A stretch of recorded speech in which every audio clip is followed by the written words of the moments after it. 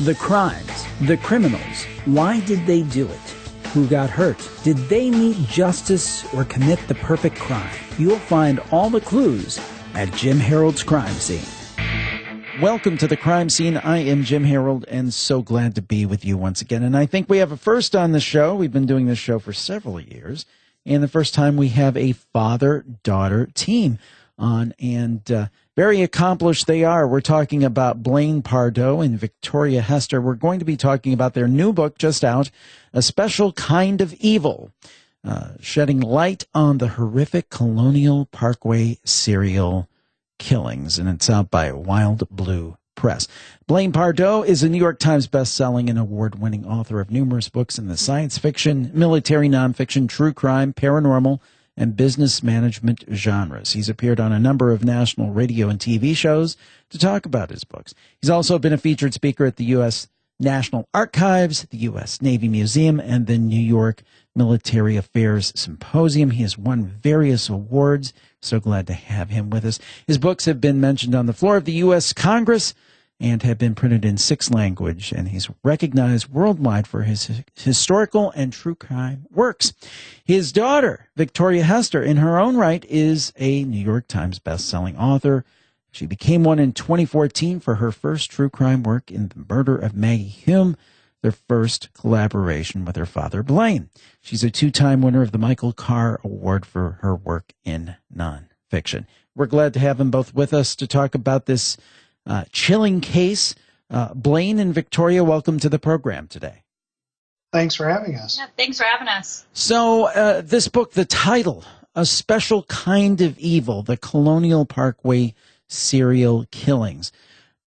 Now, this has been quite a few years ago, almost 30 years ago, or 30 years or more, late 1980s. Kind of recast it for people who haven't heard of what happened and the breadth of it and how terrifying it was. Tell us about the Colonial Parkway serial killing. Well, I'd be happy to field that one. The murders took place starting in 1986. There were 4 pairs of murders, and that's what really stands out initially with these cases. They weren't your typical serial killings where it was an individual killed. These were always people killed in pairs. And the pacing was really at a pace of one set of murders per year. 2 of the crimes were linked to the Colonial Parkway itself, which is a national park that connects Williamsburg, Yorktown, and Jamestown. 2 of the cases had direct links to that. The other 2 were in the nearby area. And these crimes occurred between 1986 and 1989, and then they mysteriously stopped. And, in many respects, we've talked to a lot of people that have always kind of thought, well, they must have solved these cases. But in reality, they're Virginia's oldest and coldest cold cases involving a serial killing. And that's what attracted us to the cases. I would think so. And another thing I want to point out is DNA testing, for example. Now, that was something I believe the very first person convicted on a DNA case was in, I think, 87. It was extremely rare. So does that even play a part in any of this? Was there any thought to even collect DNA at that time for future testing? Anything like that? That's a great question, Jim. And the families have recently been following up with the authorities on that. There is a surprising amount of evidence that was collected from at least 3 of the crime scenes that involved DNA samples that could be used. You have to bear in mind, DNA testing has been around since the 80s. The techniques for gathering the evidence are still evolving even to this day. So there is some DNA evidence that's available in at least 3 of the 4 Colonial Parkway samples, although those samples are currently anywhere from 26 to 30 years old. The other fear that I would think that you would have is, particularly at that time when law enforcement wasn't necessarily sophisticated in these matters as they are today, is contamination, cross-contamination of the evidence. Is the DNA of the killer? Is it the DNA of somebody who handled the evidence? I would think that would be a concern as well. Oh, yeah, it definitely is. I mean, police tactics have changed over the years. Obviously, they've only gotten better over time, and especially in the late 80s, there just wasn't a lot of technique with how to handle DNA, so you do run that risk at this point. Now, let's go back to the nature of the killing. So these were all couples? These were all couples that were killed? They were killed in pairs. I'm always a little reluctant to use the word couples because in many of these cases, they had met each other that night, or it was their first date, or they just happened to be in the vehicle sharing a ride with each other. There was only really one that was a true couple, but they were definitely pairs. The first victims, which were Kathy Thomas and Rebecca Dowski, were a pair. They were a couple, and they were the first victims that were killed, and they were lovers and close. But the others really didn't have that long-term connection. Although, that's part of the mythos of these crimes. 30-year-old murders, you tend to get a lot of the internet supporting that these people were much more closely connected than they really were. And the nature of killing, what was the MO? Was it consistent across the cases? How did the murderer do his or her, and again, that's assumption, his or her evil deed? That's the thing that also is one of those that a lot of people won't consider these to be serial killings because they're not similar in that sense. They all have something to do with the car in each case, where the car was parked, whether it was the bodies were found in the car, that kind of deal. But the way that each couple was killed was completely almost different. I mean, the first one was almost a decapitation. We still have two bodies that were never found. So for those, we can't speak for those. One couple was found so badly decomposed, it was kind of hard to tell, but it looked like possible knife marks. And there was a gun used in one of the cases as well. So it's hard to, a lot of people look at the way the MO essentially and say that they're not related just because of that. And that's obviously not the case. Yeah. The first ones were strangled and then their throats were cut. The second two, David Knobling and his partner were out for a joyride more than anything else. Young Robin Edwards, they were both shot. Keith Call and Cassandra Haley, they were out on their first date, barely spent any time with each other on the date itself. They went to a party. Their bodies have never been found, so we have no idea what happened with them. And Anna Maria Phelps and Daniel Lauer, the last pair killed, their bodies were found 6 weeks after they were killed. The level of decomposition was such that there was a knife wound on one finger, but there was no way to tell for sure was the knife the sole weapon that was used on these two. We don't know.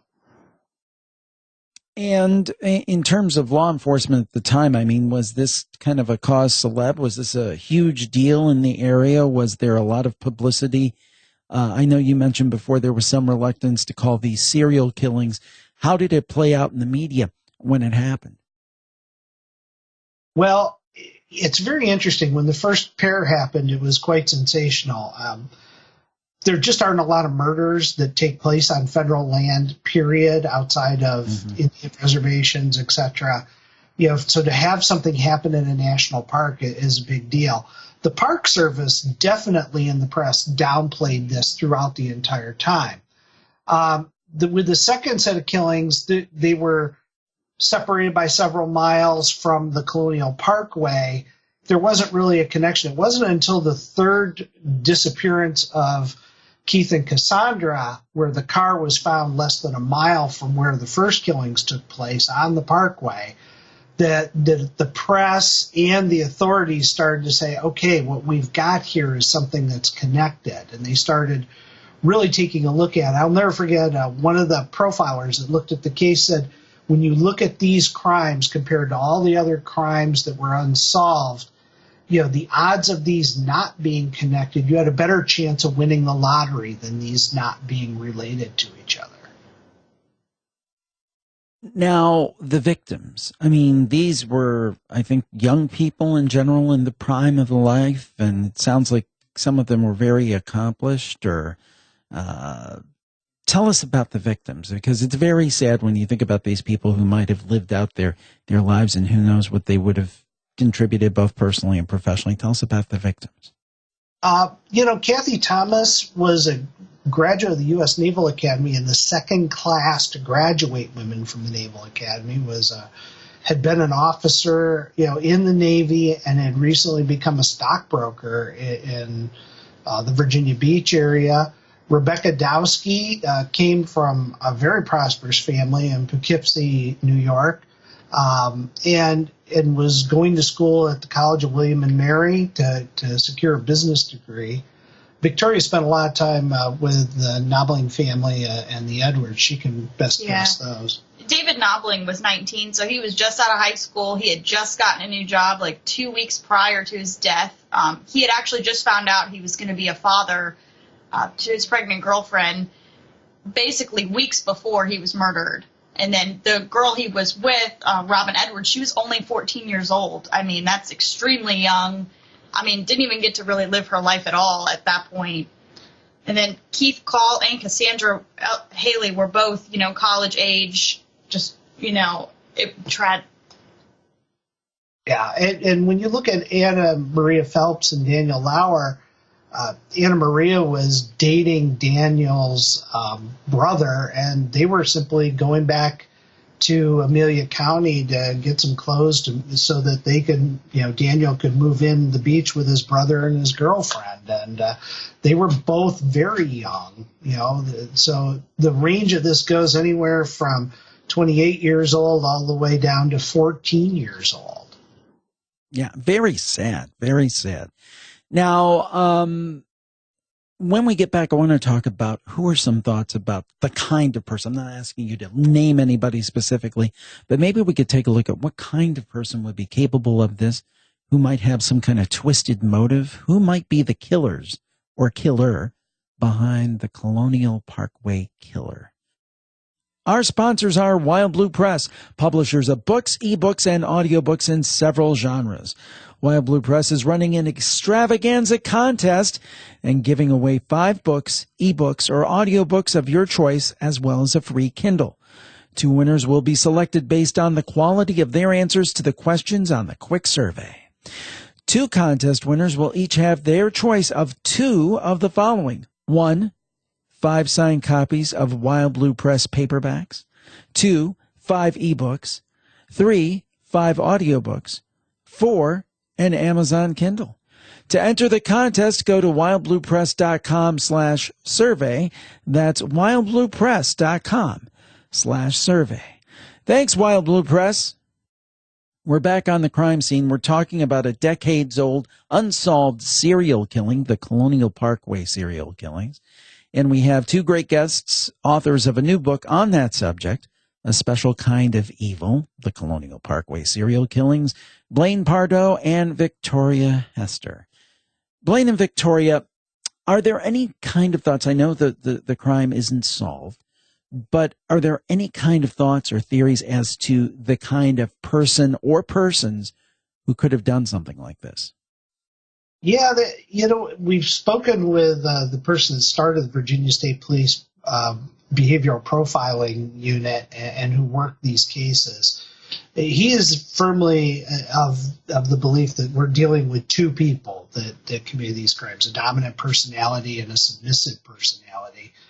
One of the things that really stands out is whoever this person was, they exerted control. And then if you think about trying to take 2 people prisoner to where you can then kill them, and in the case of Kathy Thomas and Rebecca Dowski, tie them up in order to do that.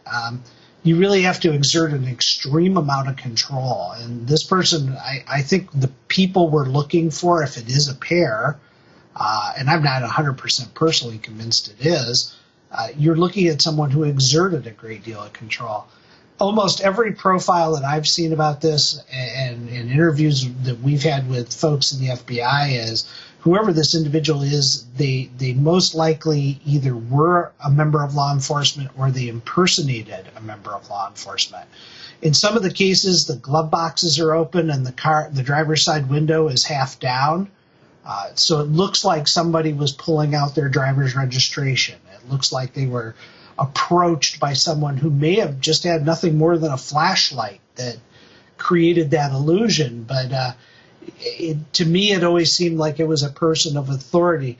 When we were talking with Larry McCann, who did the profile on this, it was great. He said, I think it's two people. You're looking for two people. Then he paused for a moment and said, unless, of course, I'm completely wrong. And the evidence takes you somewhere else. You always have to go where the evidence is. If it is one person, I think that this person was quite sick in terms of how they went through this. They literally, in taking two people victims, and we didn't talk about this in the book, but I'm glad you asked the question. I think in doing two victims at a time, part of what this person got off on was to watch the reaction of victim 2 when they killed victim 1. It wasn't enough to just kill these people. I think this person played with them a little bit and watched what the reaction was. If you think about it, when you're dealing with two victims, what happens to the second person when the first person is killed? And I think this person enjoyed that, and I think this person savored it. I don't know what your thoughts are, Victor. Oh, yeah, I definitely it's hard to think that one person could definitely take control, especially since each of the killings were a couple. How does one person take control of two people? So our thinking on that was that it had to be at least two, because you run the risk of one of the people running away. So it's too much of a risk for a killer. Personal opinion would be that it had to be at least two people to take that kind of control over somebody.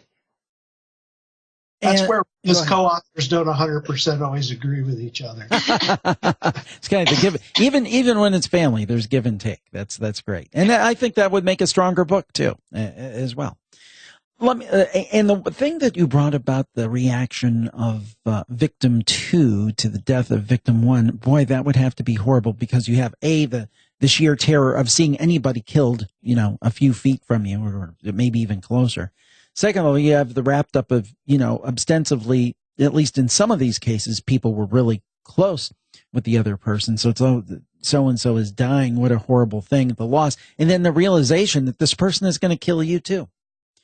It really had to be a special kind of hell. I felt that whoever did this, and that was what we tried to reflect in the title, it really was a unique kind of evil that they were kind of perpetrating in this.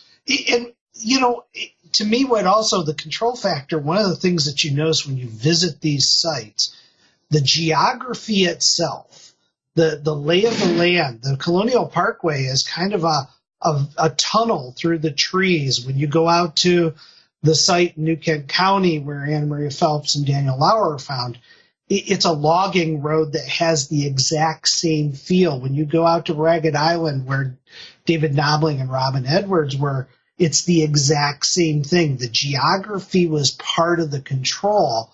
It's kind of creepy when you visit the sites. There's a lot of similarities that point to the killer having stalked out these locations, deliberately chosen them because they physically limited the options for those victims. And that adds a certain creep factor to who this individual is and what their planning was in doing this. And Larry even pointed out to us, and we were kind of surprised, he said, this person stalked or hunted to pick the right victims, which means a number of people were probably approached by someone, not even realizing it, that it was a killer, and were spared because they weren't right in the killer's mind to recreate these experiences that they were seeking. Now, in terms of the kind of person that did this, now, was there some speculation that maybe this person had been law enforcement, this person had been military, someone that would kind of cause people maybe to let their guard down, maybe a little more trusting, maybe a little more docile in reaction to somebody approaching? Any thought that it might have been somebody like that, especially given the area it was in and so forth? I think there is a lot of speculation around it being either someone impersonating law enforcement or somebody of authority, whether that be like firefighter, any kind of authority figure that you would respect and listen to. All these happened very late at night, so our thinking would be that most people would not pull over, would roll down their window to some random stranger unless they thought it was a police officer or thought it was somebody of authority. Most of the windows were halfway down, making it seem like they rolled down their window for that person. And then, like we had said earlier, the glove box was open on a couple of the vehicles, almost like getting registration out or something out of the glove box. They all happened pretty late at night, so that was our thinking in a way. It could all be, just... Well, one of the things we saw, and we brought it up and brought it to the profilers ourselves, was we discovered through our investigative work that a lot of these vehicles, 3 of the vehicles were staged. They were, whoever did this left the vehicle in a position so that anyone going by would think the car had been abandoned, the door being cracked open, for example, leaving a roach clip on the window to attract attention, and the keys were left out. So it's almost as if this person was baiting somebody to steal the car to further muddy the investigation.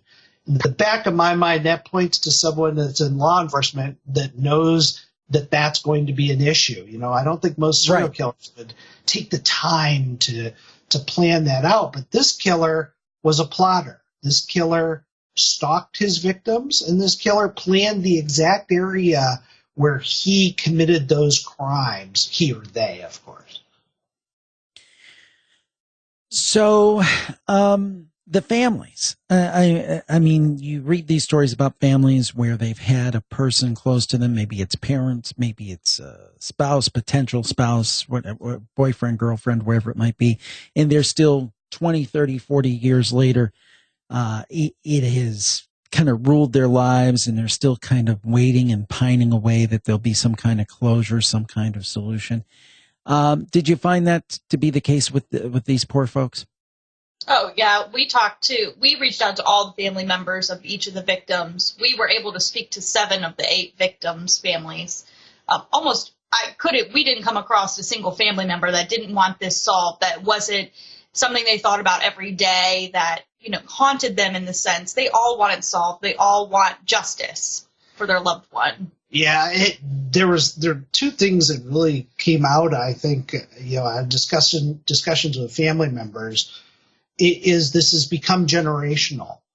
In many cases, it's no longer the parents that are carrying this torch. It has moved to the brothers and sisters because 30 years have passed. And in some cases, some of the parents are no longer with us or no longer together. So that is part of it. And the other thing that we got was a feeling of frustration, that the families are still, they're unhappy with the pace of the investigation.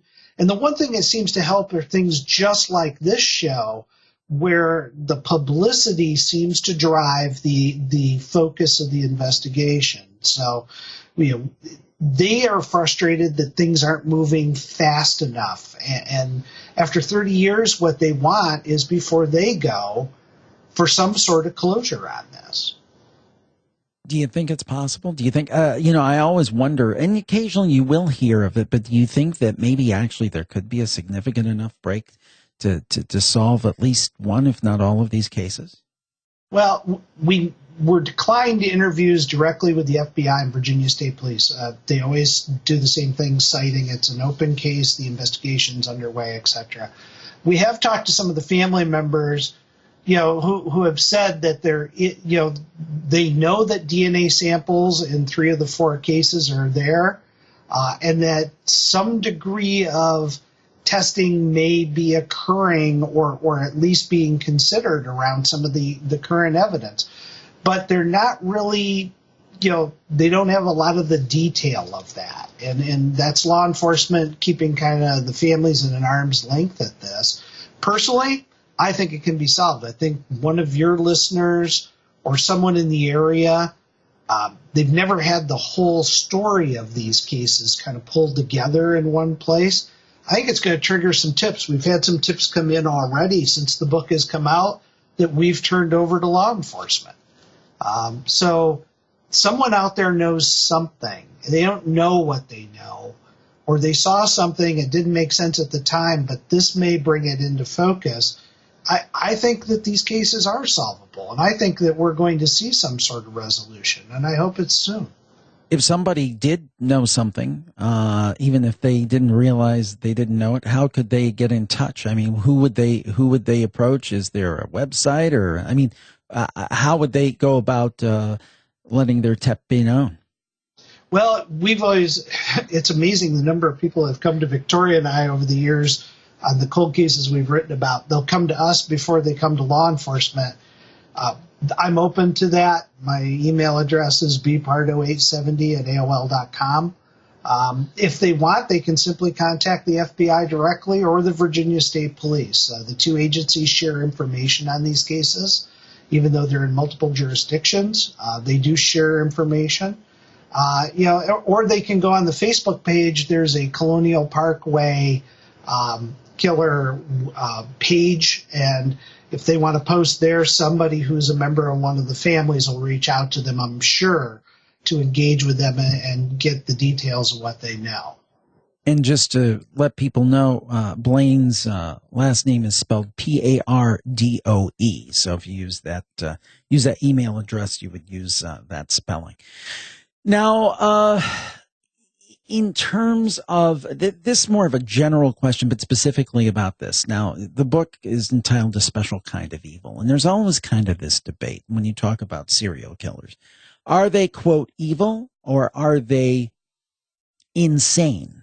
Now, I know there's insane and there's different definitions, criminally insane and so forth. But to your mind, when you run across a case like this, you can talk about this case or serial killer cases in general. Do you believe there's an element of evil, or do you think it's exclusively the purview of something like mental illness? I personally, I'm a nurse. I work with a lot of, quote, insane or diagnosed of some sort of disorder, bipolar, schizophrenia. Personal opinion would be that this is a type of evil. They're very well thought out, very smart person, high IQ, knows what they're doing, very well thought out plans, ideas, backup plans to do these sort of things. And so far, this person has gotten away with all of this. To me, that doesn't, mentally insane and evil are definitely 2 different things, and my personal opinion is that evil is the culprit. This is one where I'm going to side with my co-author and daughter.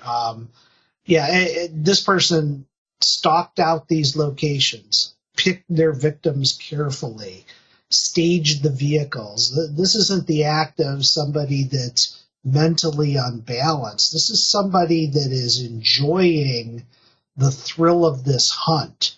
And this person doesn't care the damage they're inflicting to these victims or to the families. I think to a certain degree this person savors a little bit of the public spotlight associated with this. It won't surprise me at all if they do make an arrest to find out that a copy of our book is sitting on this person's nightstand.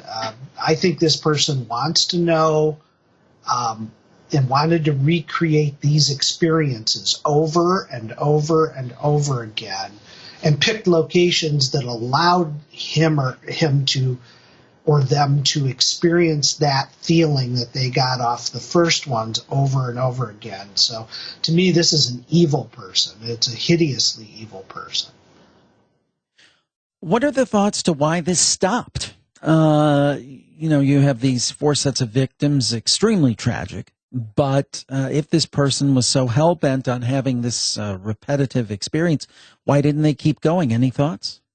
We definitely have the assumption that they didn't just stop. Something happened, either this person or the persons had a falling out, that they would no longer work together for these murders, which would, incur one person not to continue without the other person. They could have, him or both of them could either be in jail, deceased themselves, move out of country. It would have to be something kind of monumental for them not to continue, because so far they had gotten away with the crimes. There was, there's not one certain suspect. They weren't named publicly. They were, in their eyes, safe. So for them to just completely stop, it would have to be something kind of monumental, moving, jail, that sort of thing. Well, and, the thinking's kind of evolving on serial killers, Jim, and I think this is really important. Even the FBI has kind of taken a look at the old thinking of serial killers and how, one of them ends up in jail, so that ends this. What we've learned through the Green River Killer, the BTK killer, etc., what can trigger it is simply a change of lifestyle event. They could have gotten married, or they could have had a child born, or they could have really had such a close call with law enforcement, and law enforcement not realize it at the time, that it scared them enough to where they realized, if I continue doing this, I'm going to be caught, etc. And we've seen that now with several serial killers, that a lifestyle event can cause them to stop their ways. So, if it's a single person, that could easily account for that. If it's a pair of people, I think it falls more into the camp where Victoria was saying, where one of them's in jail, one of them's dead, something along those lines. So it all depends on which school you believe. Is it one killer or two? And one thing that terrifies me is this idea that perhaps a serial killer could kill in one geographical place. And let's say, for example, they were military. And I'm a big fan of the military, but, there's bad apples in every walk of life. And they got stationed somewhere else, that kind of thing. But that person could later pick up similar types of activity someplace else. And because particularly back in this time, 30 years ago, the jurisdictions may not have talked to each other as readily as I would assume they do today, that you might have a serial killer in a totally different part of the country, a totally different part of the world, doing similar type things, but the two are never connected. Because I think for some reason, there's this assumption that people always do things in the same area. But today we're so mobile and people tend not to stay in the same place. It's a fear of mine that these serial killers could span decades in different parts of the country. Is that a fair fear? Well, I felt the same way you did. And when we talked with law enforcement, one of the things that they told us about was VICAP, which is the database of unsolved killings around the world. It's not just the United States, but around the world. They have looked into the patterns that are associated with the Colonial Parkway murders. And even as recently as a few years ago, there are no other cases out there that match this pattern: the staging of the vehicles, the killing in the pairs consistently, the geographies kind of chosen, even if it was done out west. There's nothing that fits this. And there's nothing that fits it anywhere on the planet. So unless the killer completely changed his or their MO and began to do the killings a different way, which does happen in some cases, and shift to maybe not killing pairs but killing individuals, it's very hard to draw those kinds of connections. And most of the behavioral folks that we've talked to just say the odds of that happening aren't there. For some reason, this person stopped, and we just don't know why. I do have to ask one question before we go, and it's kind of outside the scope of this particular book, but what's it like working as a father-daughter team? It would seem to me to be a pretty cool thing. It is pretty cool. I mean, our dinner conversations are, if you overheard them, you'd be like, autopsy? I mean, what are you guys talking about? It's fun. I mean, it's definitely fun to be able to share it with somebody, especially your dad, but yeah, we have enjoyed it. I mean... I'm not going to win Father of the Year for hauling my daughter off on weekends to murder scenes. But we do, we have a lot of fun over it. It's a very different relationship. When we're working on a book, we're very much equals. I mean, Victoria criticizes my work. I criticize her work. We augment each other. There's things she catches in her research that I missed and vice versa. And I think it makes for a better product overall. And the way I always challenge people, you can't tell the parts of the book Victoria wrote versus the parts I wrote. It's just, the stuff blends together really well. So for us, it's been a lot of fun. We have met some absolutely phenomenal people in general. And it's really improved the way the two of us kind of look at life and the world in general. Especially when you talk to the victims of the families, members of the victims, there's no way you come away from that feeling the same way about life in general.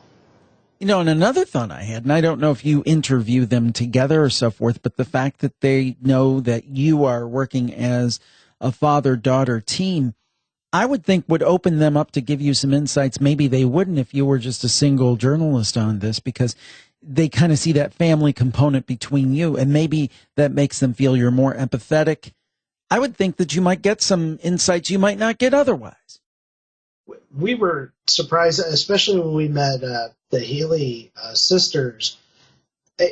We were laughing with them as they were going through their memories. It was as if we had known them for years, and they were simply retelling us stories of their childhood, etc. And you felt like you were there with them. So I think it does help people. I think it also helps, too, that some of these victims were young females near Victoria's age. It helps for those family members to talk to someone that can empathize with them. And Victoria has a great way of kind of prying information out of people that, just by being herself and asking, very personal questions. Well, very interesting discussion. The book is A Special Kind of Evil, The Colonial Parkway Serial Killings. Where can people find it? They can go on Amazon.com is the easiest way where America shops. And obviously they can go to their local bookstore and order a copy if their bookstore doesn't have it in. Our guests have been Blaine Pardoe and Victoria Hester. A Special Kind of Evil, The Colonial Parkway Serial Killings is the book just out. Check it out. Blaine and Victoria, thank you for joining us on The Crime Scene. Thanks for having us. Thanks, Jim. And thank you for tuning in to The Crime Scene, and I'm sure that Blaine and Victoria would agree. Be careful out there. We'll talk to you next time. Have a great week, everybody. Bye-bye.